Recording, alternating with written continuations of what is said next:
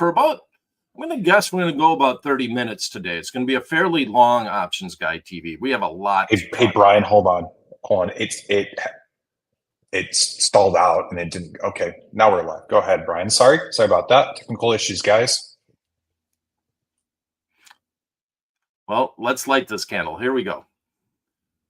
Welcome to Options Guy TV. My name is Brian Overby. I'm the author of the Options Playbook, and I'm going to be your host for about the next 30 minutes here. And I do think it's going to be a fairly long Options Guy TV. Want to highlight that if you have any questions or concerns, please do put them in the chat box. If you're inside the Tradier YouTube channel and you're logged in, you can actually access that chat box on the right-hand side of your screen. You can do it inside the Tradier Hub if you're logged in. You can also ask questions if you go to Options Guy TV. And we also stream live on x.com. So with that mentioned, the markets are a little scary right now.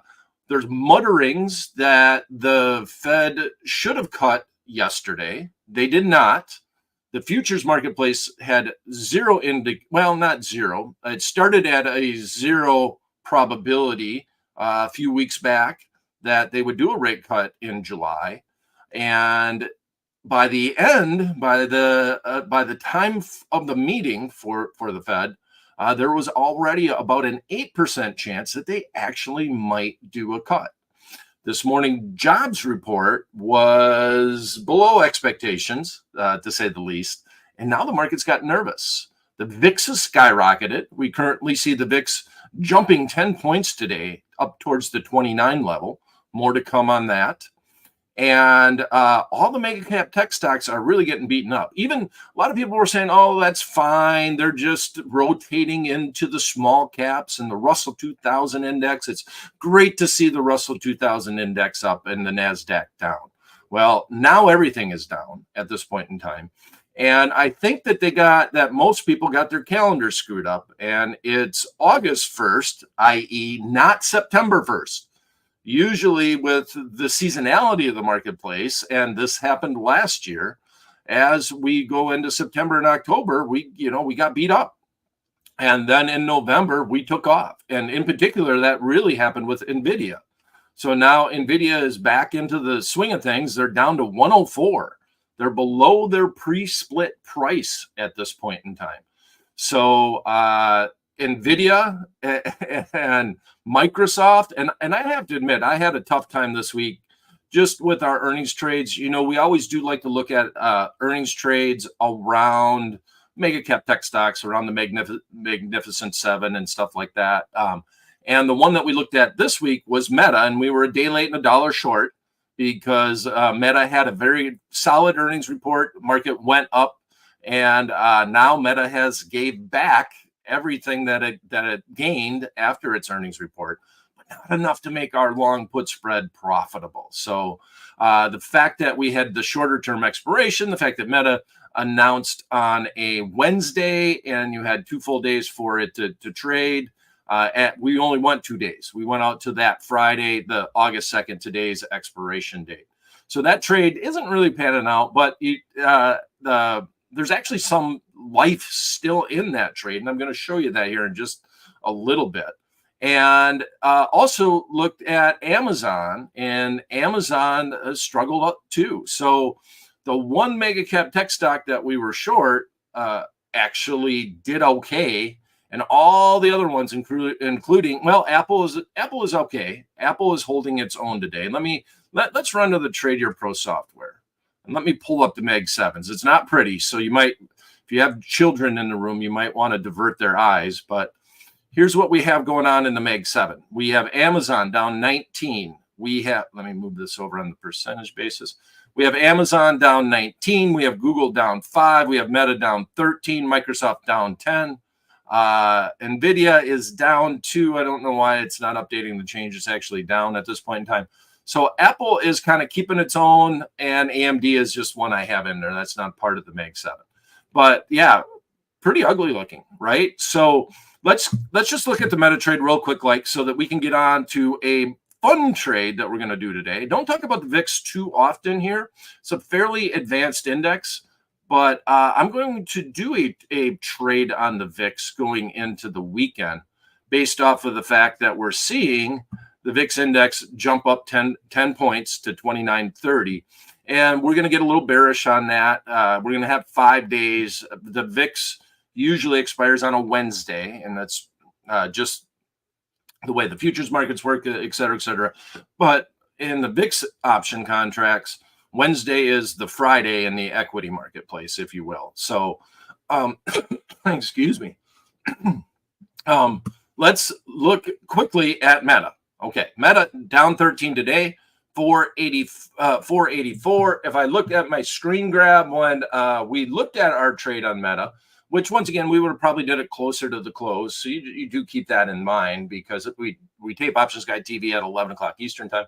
But the market was at 473, and now we're at 484. We did actually come down and approach the 473 level, almost back to where we were before that earnings announcement in Meta.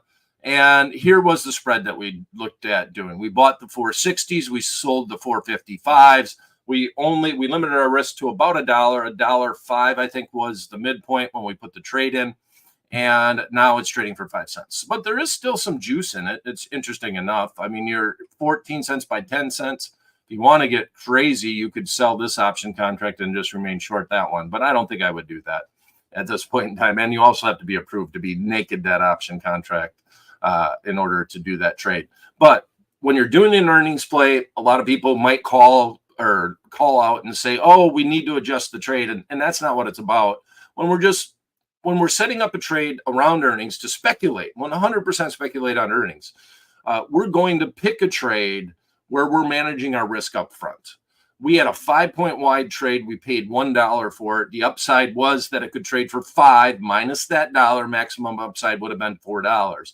But we managed our risk by paying $1 for the trade, if that makes sense, right? We didn't pay $4, $5, $6 for the trade. We paid $1. Why? Because it was a speculative trade.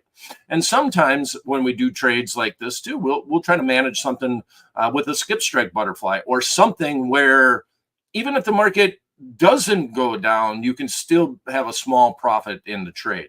So we're always looking at that, especially if we're using the 1 week option contracts, the Friday expiration date on these companies that we're trading. All right. So also looked at Amazon, and I do want to, let's back out here a little bit, and I'm going to run over to my Twitter account. And I want to highlight this because going forward on Tradier and on my Twitter, which my handle is at Brian Overby, X.com is the new Vogue name to say. We can bring that back up now. At Brian Overby is my name, and it's also my X.com handle. And if we scroll down, I actually put an article out, and we're going to start putting these out inside the hub. You're going to get notifications inside the hub, and everything is going to be centered inside the Tradier hub. But we also show it on X.com. But here's a trade that I really liked. Didn't pan out, but I really liked the setup, and I like to do this around earnings. And if you click on it, there is more detail on the trade. If you do want to see a little bit more detail about why exactly I like this trade. But what we did is a modified butterfly. So in this instance, we adjusted the butterfly. And I've talked about skip strike butterflies and why I like the term skip strike, because we are skipping a strike. Here we're truly modifying it, right? We're not skipping a strike. We're not doing anything. We're modifying it so that we get a fun-looking profit and loss graph, to be blunt. And if I look at it, at our profit and loss graph here, oops, just kicked up on that. If I look at our profit and loss graph here, here's our scenario in that, let me scroll down a little bit, is the market was here, 186.96, 98. I looked at this before the open yesterday, because basically on Wednesday, I tried to come up with an off-the-cuff trade in Amazon, and I didn't like it, so I aborted the mission. And so I came back and I soldiered on, and in the morning I came up with this trade. Now it didn't pan out because the markets went down again. You remember the good old days when bad news was good news? Well, that doesn't seem to be happening anymore, right? So they came out with the jobs reports, all the mega cap tech stock, NASDAQ down 2.5%. I mean, everything is just getting destroyed at this point in time. But this trade was fun. We were able to put the trade on for $1.69 at the midpoint, and it probably would have been a better market if you would have let the markets open. This was put together before the market opened. The break even was about 196, well within the one standard deviation move and the expected move of earnings. If it went right up to our strike, right up to our 205 strike in Amazon, gosh, you could have hit a home run. So anywhere between 195 and 205, you have a lot of upside. But if it blew the numbers away and went more than a one standard deviation move, oh well, you're only going to make, in this instance, you were going to make a couple of bucks. So the only downside here was if the market went down, and it did. But I just like the dynamics of the trade. It's not as exciting as if you just bought a long call option and you got it right and you knocked it out of the park, but that's a real hard trade to do around earnings because of volatility issues. So this gives you more upside than just doing a long call spread, and it also limits your downside because you're selling two option contracts here. So in this instance, you get a little bit more upside. You pay a little bit more than a standard butterfly, but if the marketplace blows away the numbers, this is the way it looks. And I love this because Amazon announced on Thursday, and you had 1 day, you had a 0 DTE option contract to trade, which meant that if it did move this towards this direction and it happened to land there closer to the close, you had a large amount of upside potential. This trade would not be as exciting to me if I had to do it on a Monday earnings report, because in Amazon, you don't have daily expirations. And so I would have had to trade the Friday expiration, which means you would have had all day Tuesday, all day Wednesday. You would have had a whole bunch of time decay that needed to happen before you could get to this peak in this butterfly. So Amazon always announces on Thursdays, by the way. Don't know why. Maybe they got a good happy hour next to their corporate office that is on a Thursday afternoon. But with that said, they are the one company that doesn't really divert from their plan when they announce earnings. Okay. So I'm going to take that trade. So check me out, follow me on Twitter and at Brian Overby. We're good with that. And I'm going to switch this up. Yeah, let's move to the actual options playbook view. This is a long butterfly with puts. So I'm just going to highlight using this strategy inside my book, the Options Playbook, optionsplaybook.com, and just kind of talk about what I'm doing here to modify it. And we're going to take this because that modified butterfly we have a Christmas tree butterfly in the playbook, but not the specific modification to the butterfly. So we're going to take this and we're going to go on the put side of things, and we're going to try our luck because, once again, this is a speculative trade, hoping that the markets settle down a little bit and we get the VIX index to come back in line back towards that 20 level until we get a little bit more some decent news, I guess, in the marketplace. I do expect the markets to obviously not be quite as volatile next week. And because of that, I'm going to do a VIX trade. That simple. I like to trade VIX at the extremes. On the extremes low, on the extreme high. And to me, this is an extreme high. It's the highest the VIX has been in quite some time. Okay. So here's the setup. On the puts, remember, the stock is somewhere over here. This is a stock price at expiration, and this is an expiration graph. But the stock is above all the strikes. You want the market to come down. This strike is the one that pays you. This is the long put spread. You buy strike C and you sell puts at strike B. One of those puts makes a long put spread. Then another put, you sell this put and buy this one, and that makes a short put spread. This wants the market to go up, A and B and C wants the market to go down. Ideally, you land right in the middle and you celebrate your butterfly win. Now, if you reduce this short put spread. It brings in less of a credit. So instead of buying strike A here, we buy something in the middle, strike A.5 or strike B minus. I don't know what you want to say, but somewhere in here, you bring in less of a credit. But that also removes this risk. So you give up a little bit of credit and you pay, I should say, you pay a little bit more debit, but then you don't have to land in the middle. All you need is that marketplace to go down. Okay, so any questions on that? Now's the time to ask, because we're going to get into the VIX. And the VIX is a different beast when it comes to trading. So let me run back over. Let's pop back out a little bit here. And we're going to run back to the Tradier Pro software. And we see the markets are still good and down at this point in time. We got the NDX down 3%. Wow. S&P's down 2.5%. And one of the other things here on the VIX is the VVIX. Okay, so the VIX of the VIX, that has skyrocketed. A lot of times that will hang somewhere below the 100 level. It's very, very volatile, but you're talking about the volatility of the option contracts in the volatility index. And that's what the VVIX is. So I can actually pull that up a little bit. Let's go and look at the chart, VVIX. And you see, look at that. Boom. That is a huge spike up. So you usually, like if I just put my cursor here, my crosshairs, you see that the VIX usually the VVIX usually lives below the 100 level. But we had a big downturn. The marketplace is obviously nervous about this jobs report. This has been a big deal. And once again, I've heard mutterings that everybody, and going into the meeting too, people were kind of saying maybe we should cut now. Now they're talking about a probability of a 50 basis point cut in September. I don't think they'll go there, but they might have wanted to do it in July. Everybody, all the other banks across the world, including Canada, did cut. So, yeah, there you go. Let's go back to trading. Meta, VIX. Okay, so let's pull up the VIX. So the reason for me showing you that is that we got a lot of premium.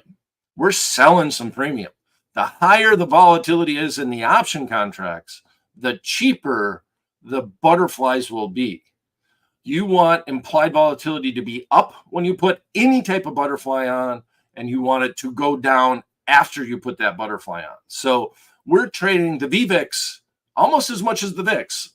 We're going to do a short-term VIX, and I battled because of the things that I kind of talked about, in that you have a ton of volatility in here.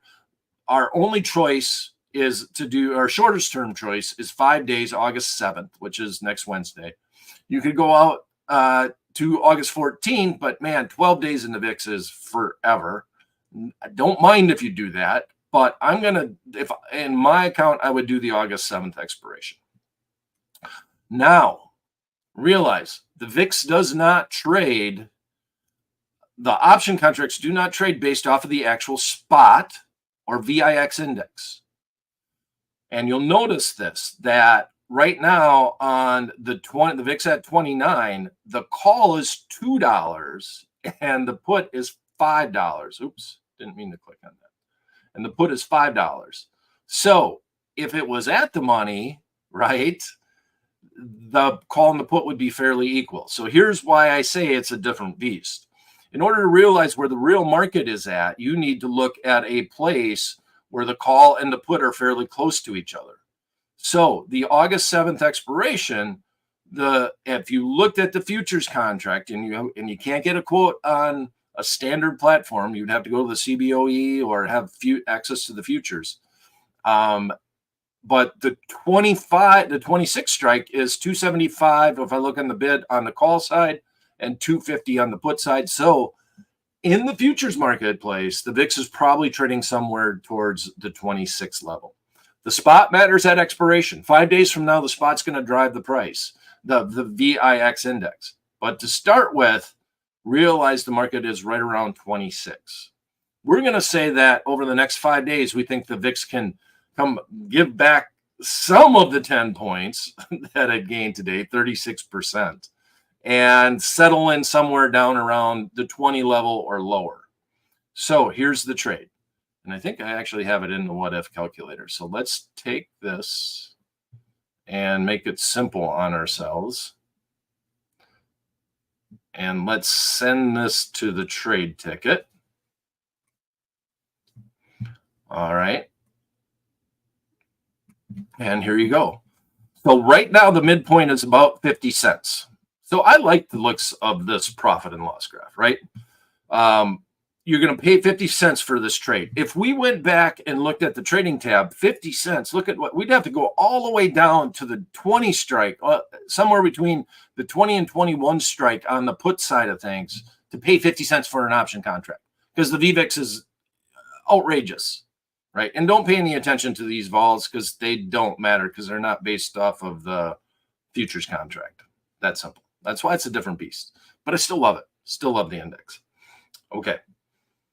With that said, if we put this trade on and we're reducing our cost, we're not paying $3, $4, $2. We're paying $1.50, but we're going to get the action from 25 to 22, right? So if we get to 25, which is 1 point lower than where the futures is at right now, and we trade somewhere within this range or below, we're still okay.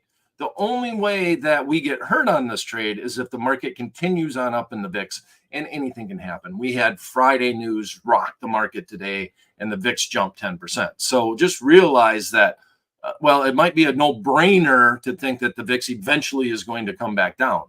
It needs to come back down on the day that your options expire, right? So that's, once again, why it's a different beast. Okay. All right. So here's the trade. Let's go back to the what if calculator. And in the what if calculator, you have the market here. We realize the market's trading right around 26, even though this says 29, it's right around 26. And if we go down, we have 3 points of upside from 25 to 22. That's 3 points. We're paying 55 cents for it. So if we call it 55. So you get $2.45 worth of upside, or $245 if it landed somewhere right here. Land somewhere in between, it's obviously less over here. But here's the good news, is that if we go below 20, we're still going to make 50 bucks on this trade, right? We can lose 50 bucks on the upside. We can make 50 bucks down here on the downside. And you can literally put this trade on if you'd like to, and just come back on Wednesday and see what happens. We've managed our risk. If the market's higher, oh well. If the market's lower, it's a cash settled index. You don't have to worry about trading out of it. It's just a very interesting trade in the VIX. And this stemmed from the fact that the Amazon trade didn't work out very well. The Meg 7 was hard this week. That's simple. So I have to admit, you got to take your good trades with the bad. And there's been a lot of good trades on OGTV, but Meta was not one of them. That's for sure. And that's where we're at. So let me check and see if we got any questions. I've really been talking a lot today. No comments. So I'm going to give you a few minutes to make a little comment, and because it takes a second to show up on my screen. So if you have any questions, feel free to bring it on. If you want, let's put it this way. If you log in, if you follow me and you want my article on the VIX, it talks about how trading VIX options is like trying to trade the futures market on the weather, right? It's a real good analogy of how the VIX works. If you follow me on Twitter and you message me, I will send out that article on the VIX. It's a perfect time to bring it up again. I wrote it a long time ago. It's still very pertinent. It is one of my most popular blogs I have ever written. All right. No comments. That's it for this edition of Options Guide TV. Going to be an interesting marketplace. August is here, and it feels like September. I wish we could get a little bit of that September weather, though. Down here in Charlotte, North Carolina, it is definitely still in a heat dome, per se, and feels kind of tropical. But with that said, I digress. See you Monday, 11 a.m. Eastern Time, Options Guide TV. Be there or be square.